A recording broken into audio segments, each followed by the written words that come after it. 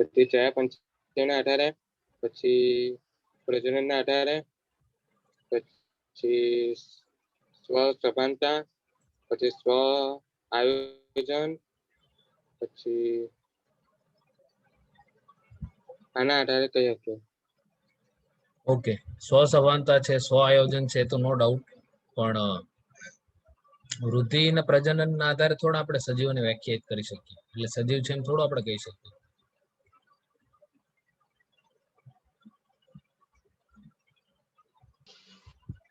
હે ને, વૃદ્ધિ અને પ્રજનનના આધારે આપણે એમ ના કહી શકીએ. ઉદાહરણ તરીકે મેં ગઈકાલે તમને એક્ઝામ્પલ આપેલું, ખાસ કરી અને જે ખચ્ચર છે, વંધ્ય માનવ યુગલ છે, કે જેઓ પ્રજનન નથી કરી શકતા, તો એના આધારે આપણે એમ થોડા કહી શકીએ કે આ નિર્જીવ છે, એટલે પ્રજનન નથી કરતા. અને સામે પહાડ વૃદ્ધિ કરે છે, તો એના આધારે આપણે એમ ના કહી શકીએ.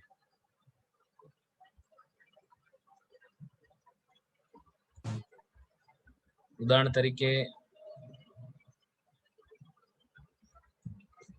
આ પહાડ તમે જોઈ શકો છો, તો આ પહાડ વૃદ્ધિ કરે છે, તો એટલે કે નિર્જીવ વસ્તુ પણ વૃદ્ધિ કરી શકે. હવે વૃદ્ધિ કેમ? તો એ વોલ્કેનોઝ હોય, અથવા ઉપરથી ધૂળ માટી આવતી હોય, અથવા ઉપરથી બરફ જામતો હોય, તો એમ પહાડ વૃદ્ધિ કરે છે. એટલે કેમ કે નિર્જીવ વસ્તુ પણ વૃદ્ધિ કરે, એના આધારે આપણે એમ ના કહી શકીએ કે આ વૃદ્ધિ કરે છે એટલે આને સજીવ જ કહેવાય. નહીં, નો ડાઉટ સજીવો વૃદ્ધિ કરે છે, પણ વૃદ્ધિ કરતી દરેક વસ્તુ સજીવ નથી. સજીવો વૃદ્ધિ કરે છે, રિપીટ કરું છું, પણ વૃદ્ધિ કરતી દરેક વસ્તુ સજીવ નથી. ઉદાહરણ તરીકે પહાડ. પછી પ્રજનનનો આપણે કેરેક્ટર લીધું, તો આ મ્યુલ અને હિની, જે નર આમાં ગધેડો હોય છે અને માદા ઘોડી હોય છે, અને આની અંદર ફિમેલ હોર્સ હોય છે, મેલ હોર્સ હોય છે, અને ફિમેલ ડોંકી હોય છે. તો ટૂંકમાં આ મ્યુલ કે હિની આ બંને પ્રજનન કરવા, આ ખચ્ચર કે હિની બંને પ્રજનન કરવા સક્ષમ નથી. તો આના આધારે, કેમ કે પ્રજનન નથી કરી શકતા, તો આને આધારે આપણે એમ ના કહી શકીએ કેમ કે પ્રજનન નથી કરી શકતા એટલે નિર્જીવ છે. નહીં, માનવ યુગલ, વંધ્ય માનવ યુગલ કે જેમને સંતાન પ્રાપ્તિ ના હોય, તો એ પ્રજનન કરી શકતા નથી. પ્રજનનની ડેફિનેશન શું છે ને એ ખબર હોવી જોઈએ. પ્રજનન એટલે શું? તેના જેવા જ બીજા સજીવનું નિર્માણ થવું. તો એક સજીવમાંથી તેના જેવા જ બીજા સજીવનું નિર્માણ થવું, તેને પ્રજનન કહેવાય. પ્રજનનનો મતલબ એ નથી સહવાસ, પ્રજનનનો મતલબ ઇન્ટરકોર્સ નથી. હે ને, વંધ્ય માનવ યુગલ સહવાસ તો કરે છે, પણ પ્રજનન થઈ શકતું નથી, એટલે કે સંતાન પ્રાપ્તિ થઈ શકતી નથી.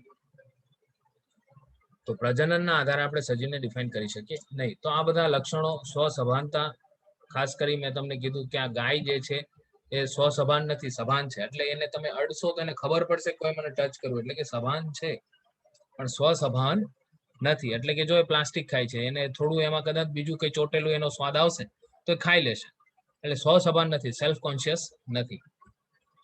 તો આવા ઘણા બધા એક્ઝામ્પલ આપણે લઈ શકીએ. ચાલો, હવે જે નીટની અંદર પ્રશ્ન લાસ્ટ ટુ લાસ્ટ યર જે પૂછાયેલા હતા, એના માટેનો આપણે કોન્સેપ્ટ જોઈએ છે.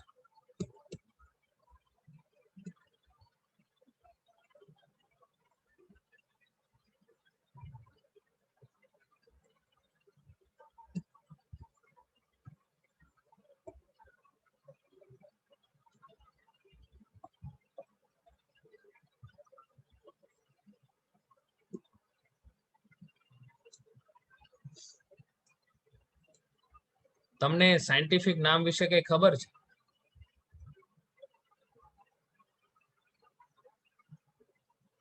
નામ, સાયન્ટિફિક નામ કેમ દેવાય? સાયન્ટિફિક નામ, આપણા માણસનું સાયન્ટિફિક નામ શું છે?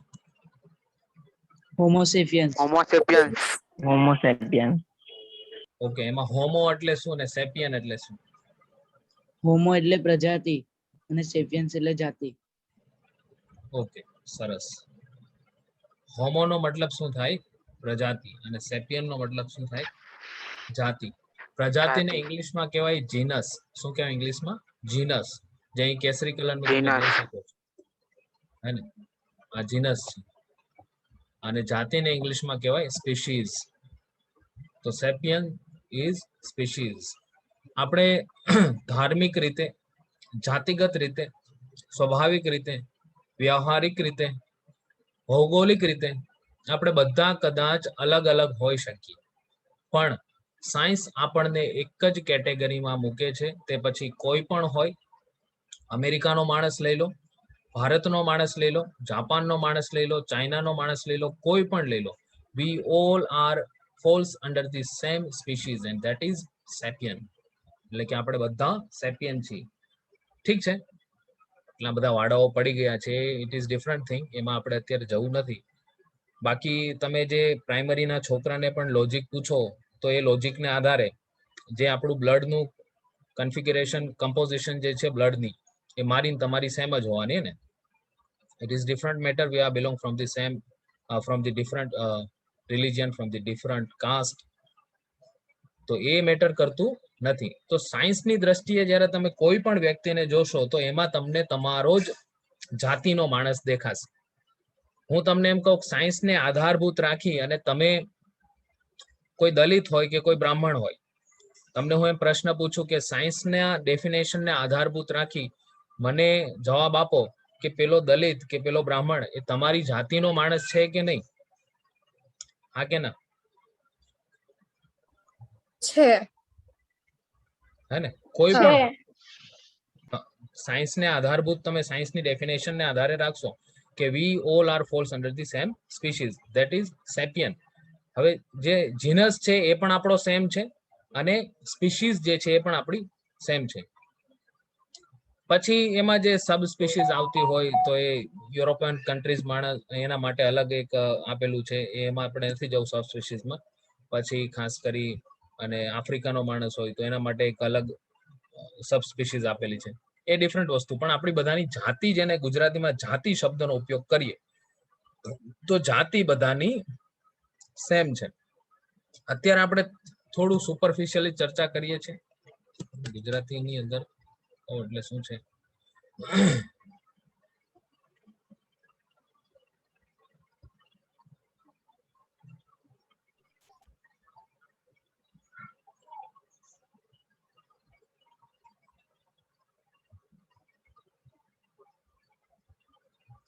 તો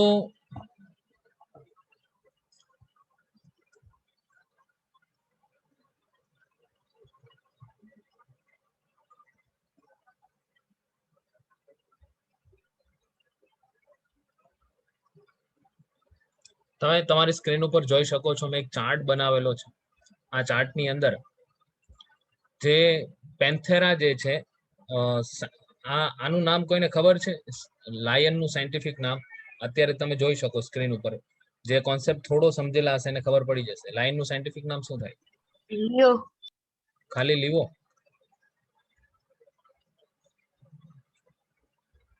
સાયન્ટિફિક નામની અંદર પહેલા તો પ્રજાતિ અને જાતિ બંનેનો ઉલ્લેખ કરવો પડે. You need to mention genus and species when you saying scientific name of particular living organism. જ્યારે તમે કોઈ પણ સજીવનું સાયન્ટિફિક નામ, હા બોલો. લિયોપેન્થેરા. લિયોપેન્થેરા નહીં બેટા, પહેલા પ્રજાતિ આવે પછી જાતિ આવે. Panthera leo. હા, સરસ. Panthera leo. It is Panthera leo. Scientific નામ લાયનનું. ટાઈગરનું સાયન્ટિફિક નામ શું થશે જોવો? પેન્થેરા ટાઇગ્રિસ. દીપડાનું, લેપર્ડનું સાયન્ટિફિક નામ શું થશે? પેન્થેરા પાર્ડસ. Okay Panthera પાર્ડસ. ઓકે, સરસ. હવે આપણે જાતિનો કોન્સેપ્ટ જરા સમજીએ, કેમ કે પ્રશ્ન પણ પૂછાઈ ગયેલો. જાતિ એટલે શું? કે એક જ જેવા લક્ષણો ધરાવતો સજીવોનો સમૂહ. હવે ઉદાહરણ તરીકે તમે આફ્રિકાનો સિંહ લઈ લો કે પછી તમે એશિયાટિક લાયન ગુજરાતમાં ક્યાં જોવા મળે ખબર છે કોઈને? જુનાગઢ, ગીરમાં. ગીરમાં. And it is our big proud that we are the only people. આપણે એક એવા જ માણસો છીએ, એક એવો દેશ છે કે જેની પાસે આ એશિયાટિક લાયન બચેલા છે, નેચરલી બચેલા. નેચરલી વાત થઈ છે. આખા વિશ્વની અંદર એશિયાટિક લાયન જો ક્યાંય પણ નેચરલી પોતાનું જીવન નિર્વાહ કરતા હોય તો એ માત્ર ને માત્ર ગીરનો ભાગ છે, જુનાગઢના ગીરનો ભાગ. તો તમે લાયનની વાત કરો છો, સિંહની, એટલે પછી આફ્રિકાનો લાયન હોય કે પછી આપણા ગીરમાં જોવા મળતો એશિયાટિક લાયન હોય, તો છે એ સિંહ જ, એટલે કે લાયન જ છે. માટે આપણે તેને એક જ કેટેગરીમાં મૂકવા પડે, એક જ જાતિમાં મૂકવા પડે. That is what Livo. એટલે કે અહીં તમે જોઈ શકો છો, આ જે તમારો આફ્રિકાનો લાયન છે, આફ્રિકાનો લાયન કે પછી આ એશિયાનો લાયન, તો આ બંને એક જ કેટેગરીમાં આવે. અને કઈ કેટેગરી? Livo category. એટલે કે જાતિ તેમની સરખી જ છે. કઈ કેટેગરીમાં આવશે? લીવો. એટલે કે એ સિંહ બંને છે તો સિંહ જ ભાઈ, કઈ એમાં લક્ષણોમાં નો ડાઉટ આફ્રિકાનો લાયન થોડો વધારે વજનમાં હેવી હોય છે, વધારે પાવરફુલ હોય છે, તેની કેશવાળી વધારે એકદમ હોય છે, પણ છે તો સિંહ જ બંને. સેમ એઝ સિંહ અને જો તમે ત્રણ વસ્તુ તમારી સામે મૂકો, એક મૂકો આફ્રિકાનો લાયન, બીજો મૂકો એશિયાનો લાયન, અને ત્રીજો મૂકો વાઘ. તો આ બંને સિંહ વચ્ચે સમાનતા હશે ને, compare to the tiger? Yes or no? Yes. Yes. એટલે એ બંને સિંહને એક જાતિ આપી. હવે વાઘની વાત કરો તો વાઘ એ સિંહ થી કમ્પ્લીટલી અલગ છે ને, જોતા પણ અલગ જ લાગે ને, સર. હે ને? તો વાઘને અલગ જાતિ આપી દીધી છે. વાઘને સિંહની જાતિમાં નથી મૂકો, તો વાઘને કઈ જાતિ? ટાઇગ્રીસ જાતિ અલગ આપી દીધી છે. પણ બંનેની પ્રજાતિ સરખી છે. એટલે કે વાઘ અને સિંહ નો ડાઉટ જાતિ અલગ અલગ છે, પણ વાઘ અને સિંહ ક્યાંક તો ઘણા લક્ષણો સરખા છે ને, એમાં ખાસા એવા લક્ષણો વાઘ અને સિંહ ની અંદર સરખા છે. હા, એટલા સરખા પણ નથી કે તેમને એક જાતિ આપવામાં આવે. હા, એટલા સરખા ચોક્કસ છે કે તેમને એક પ્રજાતિ આપવામાં આવે. એટલે કે પેન્થેરા પ્રજાતિમાં ટાઈગરને પણ મૂકી દીધો અને સિંહને પણ મૂકી દીધો. હવે પ્રજાતિની આપણે વાત કરીએ તો એક અલગ અલગ જાતિઓનો સમૂહ, એક સમાન અલગ અલગ જાતિઓનો સમૂહ એટલે પ્રજાતિ. હવે જો તેની અંદર શું થાય છે, અગેન સિંહ છે અને વાઘ છે, બંને એક જેવા લક્ષણો ધરાવે એટલે એકમાં મૂકી દીધા. સાથે દીપડો પણ ક્યાંક ને ક્યાંક આ ત્રણેયની અંદર ઘણું સરખાપણું છે, એટલે તેમને એક જ પ્રજાતિમાં મૂકી દીધા છે. હવે વાત આવે બિલાડીની, તો બિલાડી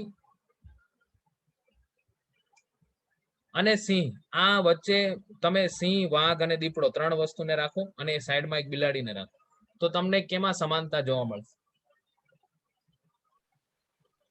બોલો. ધીમે ધીમે આપણે વર્ગીકરણ કરવાનું છે ને. વર્ગીકરણ શું છે? તમારી પાસે સિંહ, વાઘ અને દીપડો અને ચોથી બિલાડી છે, તો વધારે એટલે સાઈઝ પ્રમાણે, વજન પ્રમાણે, પાવર શક્તિ પ્રમાણે સિંહ, વાઘ અને દીપડામાં વધારે સમાનતા હશે ને. જ્યારે બિલાડી એની કમ્પેરિઝનમાં આવે તો સાઈઝ ઓછી થઈ જાય ને ભાઈ. Yes or no? યસ. એટલે બિલાડીને અલગ પ્રજાતિ આપી દીધી. હવે બિલાડી જે છે એને તમે આ સિંહની ટૂંકમાં આ પેન્થેરામાં મૂકી શકો નહીં. બિલાડી પેન્થેરામાં આવશે નહીં. શા માટે?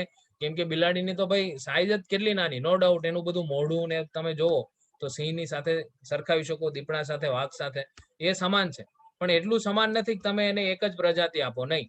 એટલે બિલાડીને અલગ જ પ્રજાતિ આપી દીધી. અને એ પ્રજાતિ એટલે કોણ? ફેલિસ. પ્રજાતિ અલગ અલગ. જેમ જેમ તમે ઉપર વધતા જશો તેમ તેમ વિસમાનતાઓ વધતી જશે. હવે ઉદાહરણ તરીકે તમે અમીબાને જોવો તો અમીબા પ્રાણી છે કે વનસ્પતિ? ઓકે. અને હું અને તમે, આપણે પ્રાણી છે કે વનસ્પતિ છે? શું છીએ? પ્રાણી છે. તો જ્યારે તમે પ્રાણીની વાત કરો છો ત્યારે અમીબા પણ તમારા ખભા પાસે ઉભેલું છે.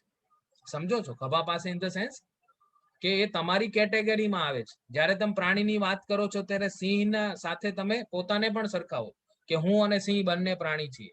જ્યારે તમે પ્રાણીની વાત કરો છો ત્યારે તમે પોતાને બીજા પ્રાણીઓ સાથે સરખાવો છો. હા, અમે બધા પ્રાણી છીએ. સમજો છો? તો આ વર્ગીકરણ પદ્ધતિ. પછી તમે જ્યારે જાતિની વાત કરો છો તો તમે અને સિંહ એક કહેવાય કે અલગ અલગ? અલગ અલગ. અલગ. પણ જ્યારે તમે પ્રાણીની વાત કરો છો ત્યારે તમે અને સિંહ, બિલાડી, કૂતરા, વાનર જે કાંઈ પણ હોય, ગાય, ભેંસ, બળદ, ઘોડા, ગધેડા, હાથી, ઊંટ, બધા આ બધા આપણે એક સરખા જ જ કહેવાય ને? બધા સરખા. ઓકે, એટલે માપદંડ શું છે તમારું તેના આધારે તમે આન્સર આપશો. સમજો છો? એટલે આ જ વર્ગીકરણ છે. અને અત્યારે આપણે ખૂબ જ સુપરફિશિયલી જોઈએ છે ને આ બેટા. આ હજી તમને હું એક લાઈન ટુ લાઈન એક્સપ્લેનેશન આપણે જ્યારે રેગ્યુલર તમારું ચાલુ કરશું, આપણા જે ટ્યુશનના છોકરાઓ છે, ડે સ્કૂલના છોકરાઓ છે, તેમના માટે આપણે આ બધું રેગ્યુલર ચાલુ કરશું ત્યારે તો એક લાઈન પાછી હું રિવીઝ વ્યવસ્થિત કરાવીશ ને. અત્યારે આપણે ખાલી એક ઉપર છેલ્લું જોઈએ છે કે સાયન્સ શું છે અને સાયન્સ કોઈ પણ ટોપિકને કઈ દ્રષ્ટિથી જોવે છે. તમે 9-10 ની અંદર જે વિજ્ઞાન ભણીને આવેલા છો એનાથી 11-12 સાયન્સ, હવે તમે સાયન્સના સ્ટુડન્ટ કહેવાય.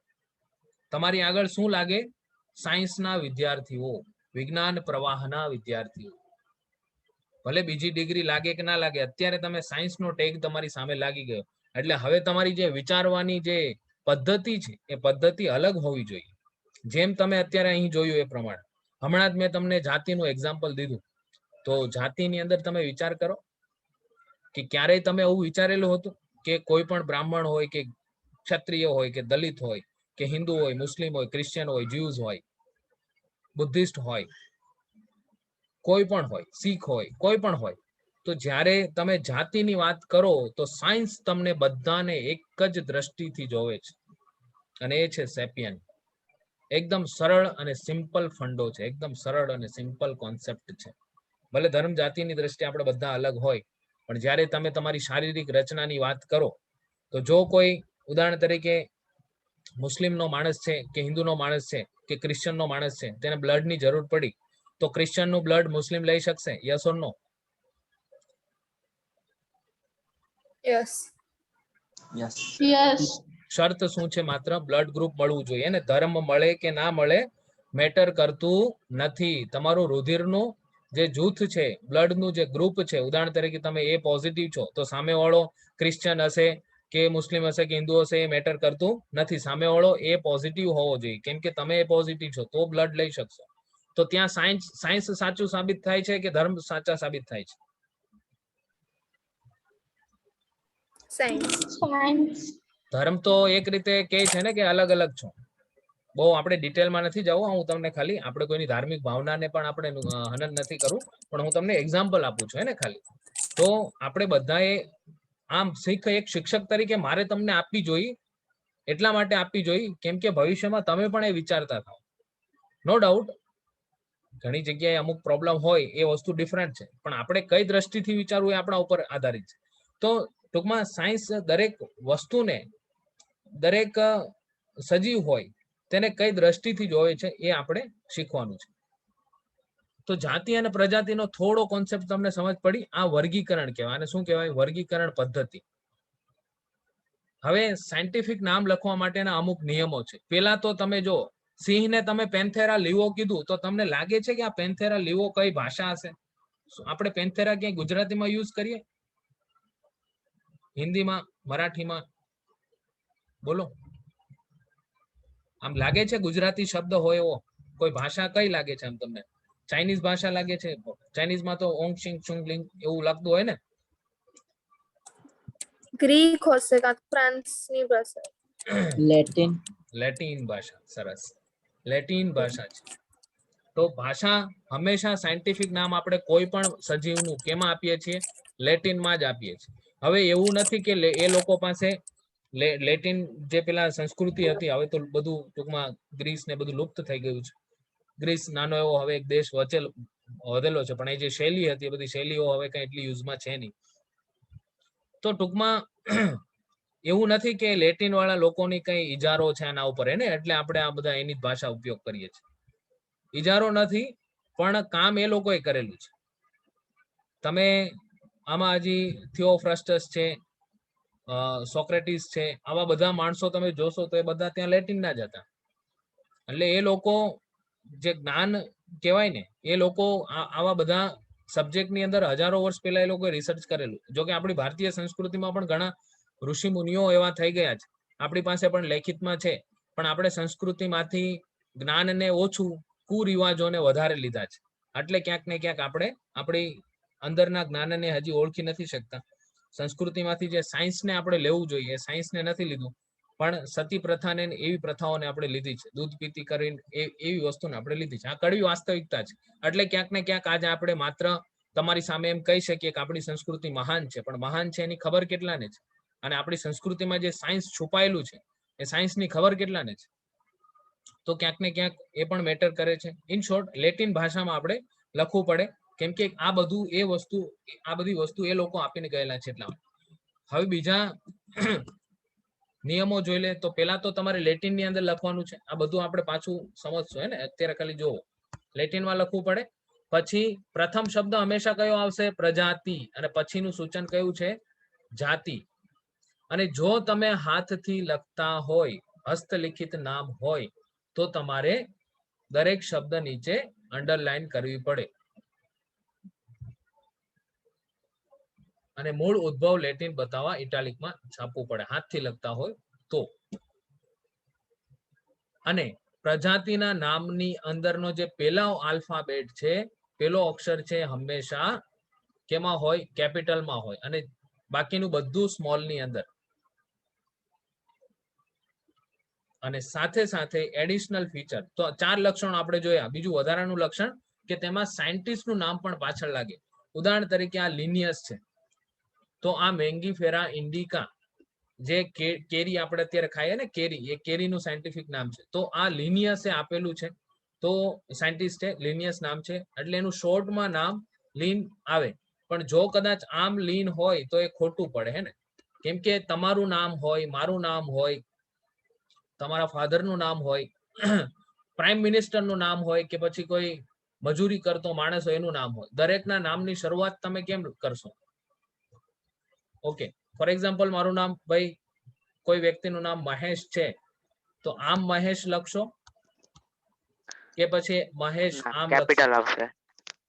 પહેલો અક્ષર કેપિટલ આવે. હા, પેલો કેપિટલ. એટલે અહીં તો તમારે કઈ આ નિયમ કહેવાની જરૂર પણ નથી હે ને, કે સાયન્ટિસ્ટ નું નામ તમે ટૂંકમાં લખો એ નિયમ વાંધો નથી, પણ પ્રથમ કેપિટલ હોય એ તો કોમન સેન્સ છે, એટલે તો કહેવાની કઈ જરૂર જ નથી. તો લિનિયસે આની શોધ કરી એટલા માટે મેંગીફેરા ઇન્ડિકા. મેંગીફેરા શું છે? એમાં પ્રજાતિ. ઇન્ડિકા શું છે? જાતિ. હવે એમ ના વિચારતા હે ને આ ભાઈ આ તો માણસ લેટિન નો, ગ્રીક નો માણસ લિનિયસ, અને પછી એ કેમ ઇન્ડિકા કીધું? ઇન્ડિકા તો આપણું આવે ને. જે ઇન્ડી શબ્દનો મતલબ શું થાય? જે મૂળ હોય ને, મૂળ, એને હંમેશા ઇન્ડી કહેવાય. આપણે કેમ કે these people are the indigenous people. હવે તમિલિયન પોતે એમ કહે છે કે we people are real indigenous people of this Indian country. Tamilian માણસો, ટૂંકમાં સાઉથ ઇન્ડિયન કન્ટ્રીઝના કેરલા વાળા હોય, તમિલિયન હોય, તો એ લોકો એમ કહે છે કે ભાઈ અમે ખરેખર મૂળ નિવાસી અમે છીએ. So many schedule caste person belong from the schedule caste, જે દલિત જાતિ જેને આપણે કહીએ, એ પણ એમ કહે છે કે we people are the indigenous people of this country. એટલે કે અમે મૂળ ભારતીયો અમે છીએ. ચર્ચાનો વિષય છે. તો ટૂંકમાં હું તમને મૂળ શબ્દનો મતલબ સમજાવું તો ઇન્ડિજિનસ નો મતલબ એ થાય કે મૂળ નિવાસી. હવે અમેરિકાના જે માણસો છે તો એ બધા ઇન્ડિજિનસ છે, અમેરિકાના ઇન્ડિજિનસ સિટીઝન છે. ચાઇનાના માણસો છે તો એ ચાઇનાના બધા ઇન્ડિજિનસ સિટીઝન છે, એટલે કે મૂળ નિવાસી. તો ઇન્ડિકા એટલે ત્યાંની કેરીની કોઈ જાત માટે લિનિયસે આ નામ આપેલું, એટલે ત્યાં ઇન્ડિયા એવું ના જોડી દેતા હે ને. તો ઇન્ડિયા જે છે એ નામ ક્યાંથી આવ્યું ખબર છે કોઈને? આપણું ભારતનું નામ ઇન્ડિયા એવું શા માટે?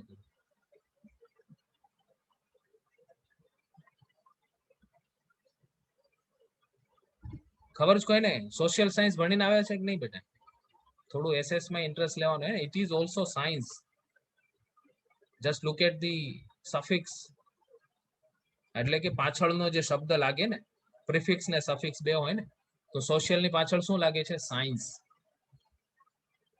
એટલે એ પણ સાયન્સ. ઇન્ડિયાનું નામ ઇન્ડિયા શા માટે પડ્યું ખબર છે કોઈને? એક દંતકથા પ્રમાણે ભગવાન રામના ભાઈ ભરતના પુત્ર તક્ષના નામ પરથી. ભરતના પુત્ર રામ ભગવાનના ભાઈ ભરતના નામ પરથી. ઓકે, એ તો ભારત નામ, એ તો મને પણ ખ્યાલ છે.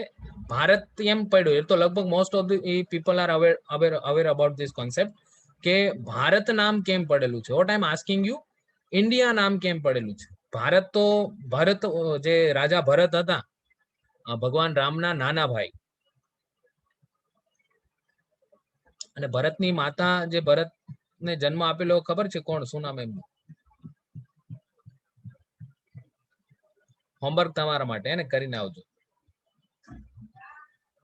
ચાલો, એ કોન્સેપ્ટ એટલે ઇન્ડિયા શા માટે નામ પડ્યું એમ પૂછું. કોઈ સિંધુ નદી સાંભળેલું છે? કઈ છે? સિંધુ નદી, હા, ઇન્ડસ રિવર. હા, ઇન્ડસ રિવર. એટલે એ બધા જે ખાસ કરી ઈરાની લોકો અહીં આવતા ત્યાંથી જમીની માર્ગે, એટલે આ ઇન્ડસ રિવર ઉપરથી આ કન્ટ્રીને ઇન્ડિયા કીધું. એમાં પણ ઇન્ડિયા તો ખરેખર પેલા આપણું જે નોર્થ ઇન્ડિયા છે ને, વર્તમાન તમે જોઈ લો ઉત્તર પ્રદેશ છે, એ બધું પેલા ત્યાં ટૂંકમાં ઇન્ડિયાના એટલા ભાગ તરીકે જ ગણાતું. પછી એ તો આપણે અખંડ ભારતમાં થયું, એ પછીની વાત છે. સર, ઇન શોર્ટ આપણે ભરતની ઇન્ડિકા, માતાનું નામ કઈ? ઓકે, કઈ અને ભગવાન રામની માતાનું નામ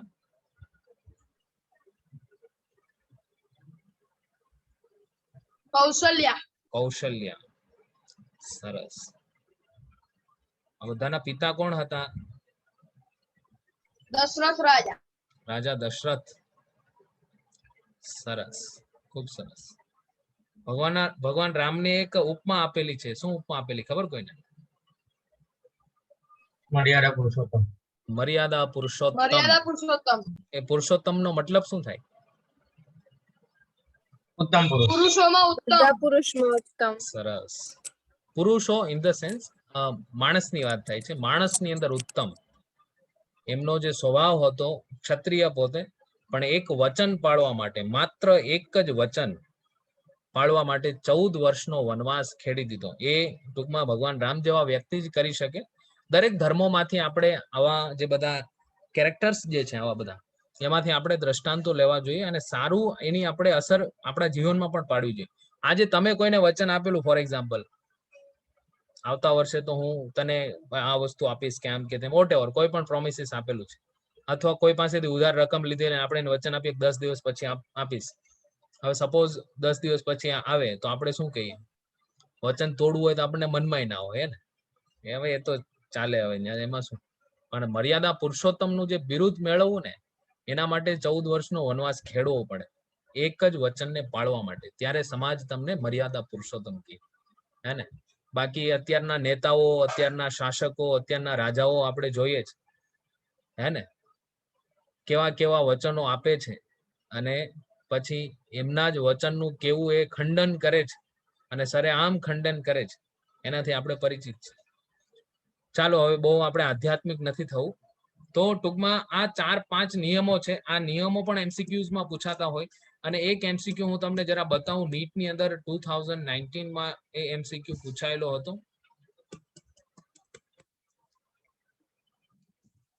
અહીં 2019માં નીટમાં એમસીક્યુ પૂછાયેલું.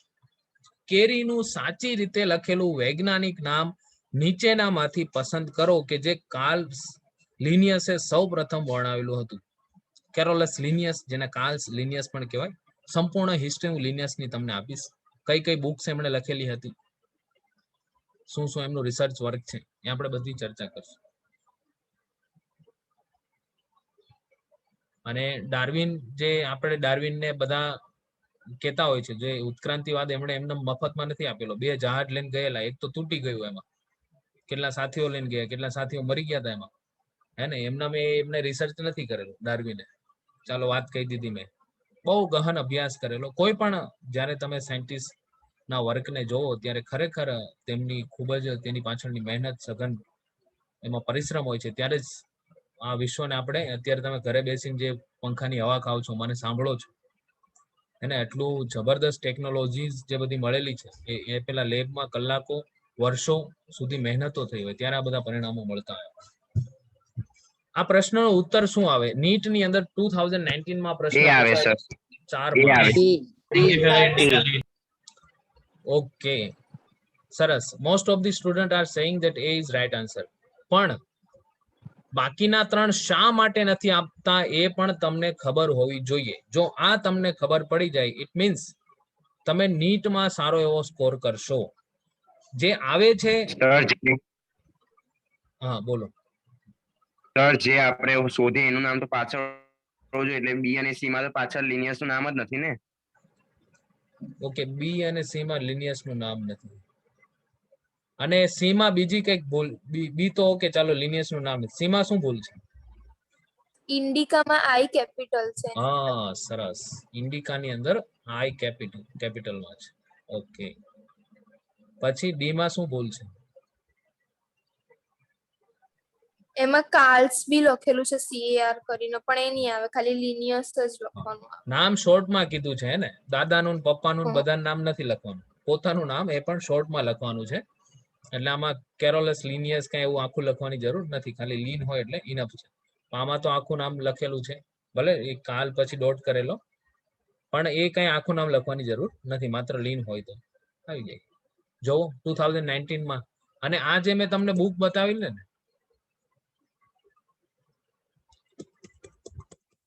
આ જે બુક જે છે એમાં સ્ટાન્ડર્ડ 11, આ એનસીઆરટી ની બુક છે, કોઈ આકાશ એલેન ની વસ્તુ નથી, હે ને. હું જ્યારે તમને મારું મટીરિયલ આપીશ ત્યારે એનસીઆરટી ની વ્યવસ્થિત કંડારેલી હશે, સાથે સાથે જૂના એમસીક્યુઝ જે દરેક થિયરીઝ માંથી આવેલા છે એ તમને આ રીતના જ, હજી આપણે આગળના 2-3 લેક્ચર્સ ની અંદર જોશું ત્યારે જ્યાં આ ક્વેશ્ચન છે ત્યારે હું તમને કીધું ને કે હું તમને આન્સર નહીં આપીશ, તમે મને જાતે આન્સર આપશો. જે આ ક્વેશ્ચન જે છે ડિફિકલ્ટ લાગતો હોય જોતા જ કોકને કે ઓહો કેટલો લાંબો ક્વેશ્ચન છે, પણ આ ચેપ્ટરના જે અંતનો ભાગ છે એમાંથી જ આ વસ્તુ પૂછેલી કે હર્બેરિયમ કોને કહેવાય, મ્યુઝિયમ કોને કહેવાય, કેટલોગ કોને કહેવાય, કી જે ટેક્ઝોનોમિક કી એટલે કે વર્ગીકરણની ચાવી છે એ શું છે એ આપણે હજી સમજવું પડશે. તો જેમ કેમ તમે આ મેંગો વાળું સમજી લીધું તો ઇઝીલી તમે આનો જવાબ આપી શકીએ, તો સેમ એઝ આ સમજશો તો પણ ઇઝીલી આનો જવાબ આપી શકશો. અને આ તમારી સામે છે ને, નીટમાં કેવા પ્રશ્નો પૂછાય છે, આ હજી આપણે એક પ્રશ્ન લીધો છે. તો આ જે બુક છે એનસીઆરટી ની જ છે. અને તમને ખબર નીટ એક્ઝામ કોણ લે છે? એનટીએ. શું નામ છે? NTA, national testing agency. તો નેશનલ ટેસ્ટિંગ એજન્સી આ નીટની એક્ઝામ લે છે, અને એ નીટની એક્ઝામ ની અંદર આ એનટીએ ક્લેરિફાઈ કરી દીધું છે કે we will ask questions from the NCERT. અમે એનસીઆરટી માંથી પ્રશ્નો પૂછશું. હા, એ અલગ વસ્તુ છે કે એ પછી આખા મોડિફાઈ કરીને તમને જેમ એમસીક્યુ કેમ, આમાં ક્યાં કઈ મોડિફાઈ છે ને, એકદમ બેઠો પ્રશ્ન તો છે જ. પણ ઘણાને એમ લાગે કે ઉતાવળમાં ઓહો મેંગીફેરા ઇન્ડિકા, ચાલો આ સાચું છે કરી દો, આ અહીં આઈ ઉપર નજર ના જાય, અહીં ક્યાં કાલ ઉપર ને, તો બધું સાચું લાગે. જો કોન્સેપ્ટ સમજેલા ના હોય તો બધું જ સાચું લાગે કે ભાઈ છે તો મેંગીફેરા ઇન્ડિકા જ ને, યસ ઓર નો. એ તો અત્યારે તમે એટલી સરળ રીતના સમજ્યા એટલે તમને એમ લાગે કે નહીં બહુ સરળ છે, પણ જો તમે કઈ ગોખણ પટ્ટી કરીને એક્ઝામ આપવા જશો તો બધું તમને સરખું જ લાગશે કે મેંગીફેરા ઇન્ડિકા, ભાઈ આ તો ચારેયમાં લખેલું, આ તો કેવા પેપર કાઢવા વાળા બુદ્ધિના બારદાનો છે એવું લાગશે ને આપણને. પણ ખરેખર એ ના હોય, આપણે સમજેલા ના હોય એટલે આપણે એની બુદ્ધિમત્તા ઉપર પ્રશ્ન કરતા. જોકે છે આમાં તમારી યાદ શક્તિ જસ્ટિફાઈ થઈ, આમાં તમારી વિચાર શક્તિ જસ્ટિફાઈ થઈ, અન્ડરસ્ટેન્ડિંગ પાવર જસ્ટિફાઈ થયો. એક જ એમસીક્યુ માં તમારી બધી શક્તિઓનું અવલોકન થઈ જતું હોય, સમજો છો? એટલે આવા જ એમસીક્યુ આની અંદર પૂછાય છે. અને બેઠું આ જે બુક છે એ એનસીઆરટી ની જ બુક છે, અને આપણે કંડારવાનું કામ કરવાનું હોય તો રિઝલ્ટ જે છે એકદમ પરફેક્ટ આવે. અને આ તમારી પાઠ્યપુસ્તક જ છે, ટેક્સ્ટ બુક જ છે. As you are not students of colleges, એટલે કે તમે કોઈ કોલેજના વિદ્યાર્થીઓ નથી, તમે સ્કૂલની અંદર જ ભણો છો, 11-12માં જ છો, એટલે ટેક્સ્ટ બુકની બહાર તમને નહીં પૂછાય. નીટમાં તો ખાસ નથી પૂછાતું. હા, 5-7%, ઉદાહરણ તરીકે 90 એમસીક્યુ માંથી 5 એમસીક્યુ એવા હોય કે જે બહારના તમને લાગતા હોય, એ જે હું તમને એક્સ્ટ્રા કરાવું છું ને આના સિવાય, એ બધી વસ્તુ તેમાં આવી જશે. શરત માત્ર એટલી છે કે તમારે વ્યવસ્થિત ધ્યાન આપવું પડશે, રેગ્યુલર ધોરણે એમસીક્યુઝ ની પ્રેક્ટિસ કરવી પડશે, અને ક્લાસ નોટ્સ, ખાસ વસ્તુ ધ્યાન દેજો, class notes has a very much more important.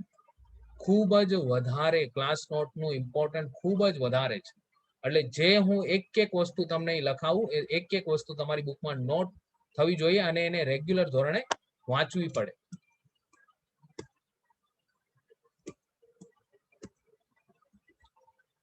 તો જે એમસીક્યુઝ જે છે એ બેઠા તમને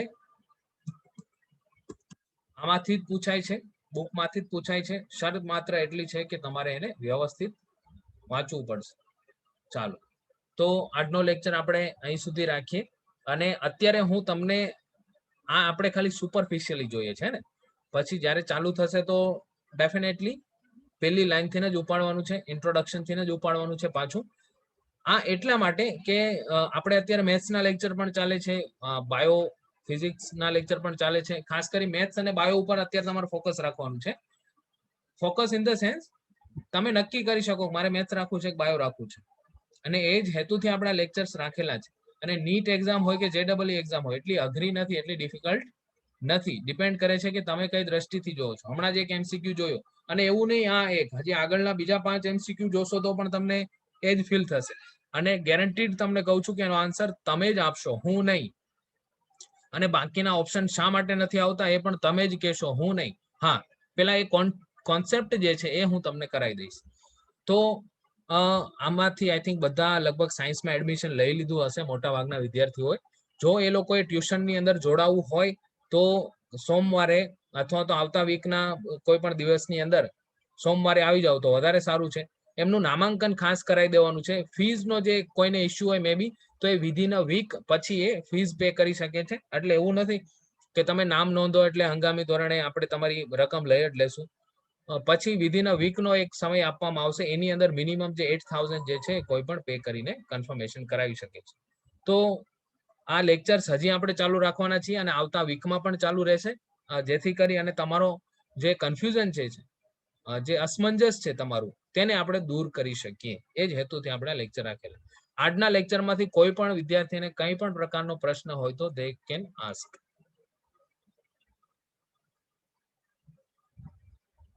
સર નીટમાં એક રોંગ પર તો 4 સાચા એ પણ ચાલ્યા છે. ના, નીટની અંદર 90 MCQ હોય. કેટલા? 90. જો ટોટલ નીટની એક્ઝામ કેટલા માર્ક્સની? 720 માર્ક્સની. કઈ રીતના? તો 180 MCQ હોય ગુણ્યા 4 બરાબર કેટલા થશે? 720. હવે આ 180 MCQ ના 3 ભાગ હોય. પેલો ભાગ કયો? બાયો. પછી કયો? ફિઝિક્સ. પછી કયો? કેમિસ્ટ્રી. 180 ના 3 કલાકમાં જ પેપર લેવાય જાય ને. બાયો ના MCQ કેટલા હોય? 90. ફિઝિક્સ ના MCQ કેટલા હોય? 45. કેમિસ્ટ્રી ના MCQ કેટલા હોય? 45. ટોટલ કેટલા થયા? ટોટલ કેટલા? 180. 180. ચાલો, એકના કેટલા માર્ક્સ? 4 બરાબર કેટલા થયા? 720 થયા ને. 18 દુ 36, બીજા ગુણ્યા 2 કરો. હા, એટલે ટોટલ માર્ક્સ કેટલા થયા? 720. હવે 180 MCQ છે. ઉદાહરણ તરીકે આમાંથી ફોર એક્ઝામ્પલ આપણે ખૂબ જ સારી આશા રાખીએ કોઈના 20 MCQ ખોટા પડે છે, તો 20 MCQ એટલે 4 દુ 8 એટલે 80 માર્ક્સ તો એ જ હશે, હે ને. સાથે સાથે 20 માઇનસ બીજા થશે. સમજો છો? 20 ખોટા, કેમ કે એક MCQ ના 4 માર્ક્સ. જો એ 4 માર્ક્સ નો MCQ ખોટો પડે તો એ 4 તો જવાના જ ને. એ તો સિમ્પલ લોજિક છે ને. પણ સાથે સાથે -1 નેગેટિવ સિસ્ટમ હોય.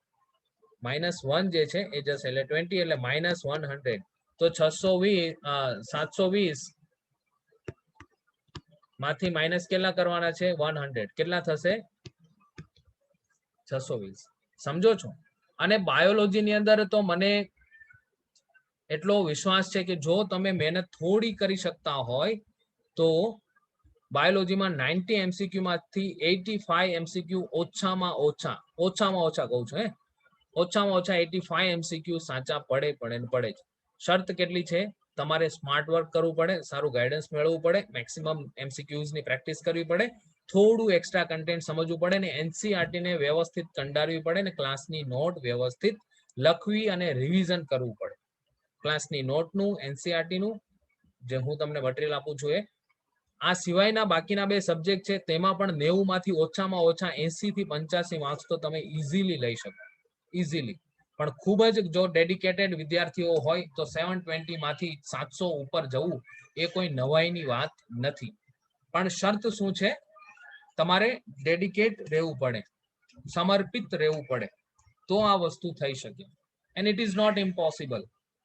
ભાઈ આ જે NCERT 11 માની છે, 22 ચેપ્ટર છે. હવે તમારા મગજની અંદર અબજોની સંખ્યામાં ન્યુરોન છે, ચેતાકોષો છે. આ 2 બુક યાદ રાખવી એના માટે કોઈ મોટી વસ્તુ નથી. જરૂર છે મેક્સિમમ પ્રેક્ટિસની, હે ને?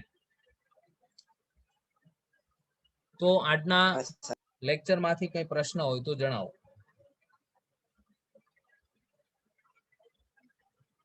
ના સર. ઓકે, બાકી તમને કીધું એ પ્રમાણે લેક્ચર હજી ચાલુ જ રહેશે, પણ વચ્ચે કોઈ કન્ફર્મેશન કરાવવું છે, ફાઇનલ છે, તો એ લોકો સોમવારે પોતાનું નામ લખાવી દેશે સોમ મંગળની અંદર. ઓકે, આવતા વીકની અંદર ત્યાં મારી પાસે જ આવવાનું રહેશે. 3 નંબરના રૂમમાં હું હોઈશ અથવા તો ઉપર ઓફિસમાં બેસેલો હોઈશ. સર મેથ્સ કે બાયોમાંથી કોઈ એક લીધું હોય તો ફીમાં ઓછું થાય કે? ના, એમ જ એક જ લેવાનું હોય બેટા.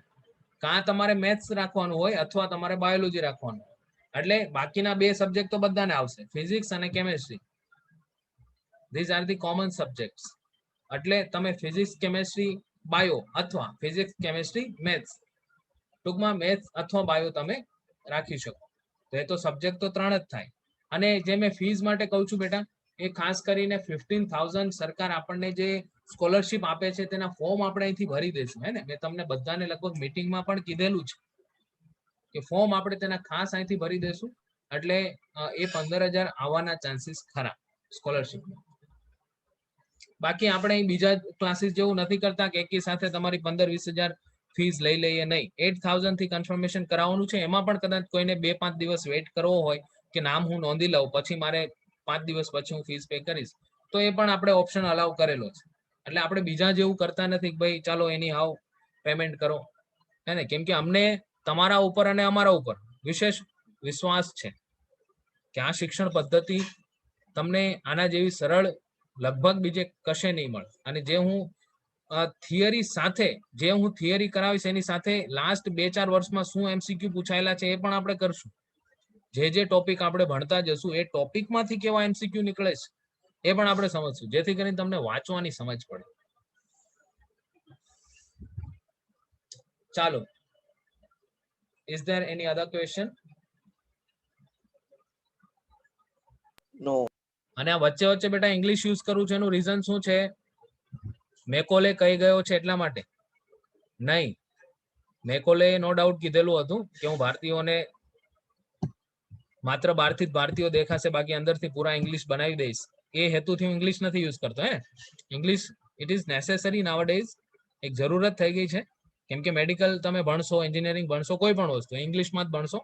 વચ્ચે વચ્ચે થોડું ઇંગ્લિશ યુઝ કરું તો જેથી કરીને તમને એમ લાગે કે કોલેજમાં જાઓ તો પેલા સર ટીચર તમને એલિયન જેવા ના લાગે, ને? કેમ કે એ તો ઇંગ્લિશ યુઝ કરતા હશે. એટલે હું પણ વચ્ચે વચ્ચે અહીંથી અત્યારથી જે તમારી પ્રેક્ટિસ ચાલુ થઈ જાય.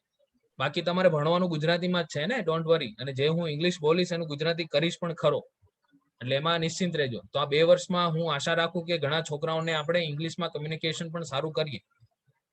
હવે ઇંગ્લિશ માત્ર એક તમારો ભાષાનો સબ્જેક્ટ છે એવું નહીં, એ તમારી વાણીનો વિષય પણ બનવો જોઈએ, હે ને? ચાલો, તો C you in the next lecture.